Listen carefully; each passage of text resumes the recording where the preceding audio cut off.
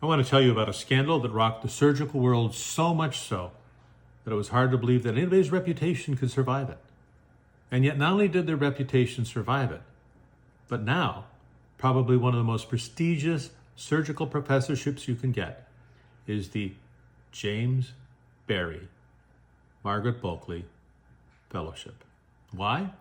Well, let's tell you a little bit about Dr. James Berry. Dr. James Berry enrolled at the University of Edinburgh, did high marks, wanted more training, went to Guy's Hospital in London, became a surgeon under the famous Dr. Cooper, and decided to eschew a very wealthy, lucrative private practice, instead wanting to go in the military, saying, I wanted to be in the military since I was a child.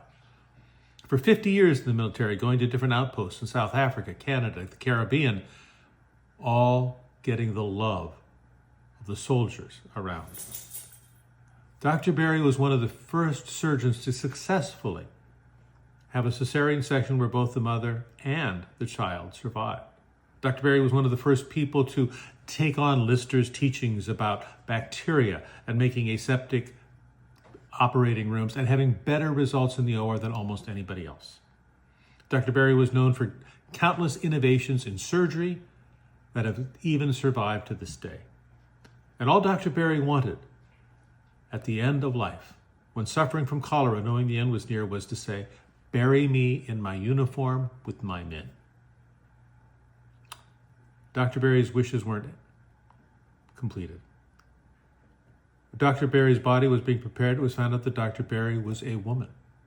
Dr. Berry had fooled the world for over 50 years of a military career. The scandal rocked throughout London, and Charles Dickens even wrote about her, saying, how can a woman be such a great doctor?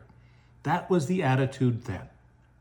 But today, if you happen to be at the King's Foundation and get that professorship after Dr. Berry, you have probably one of the most prestigious endowments in the world. Because today, we know what they didn't know then, that women make outstanding doctors and surgeons, every bit, if not better, than men.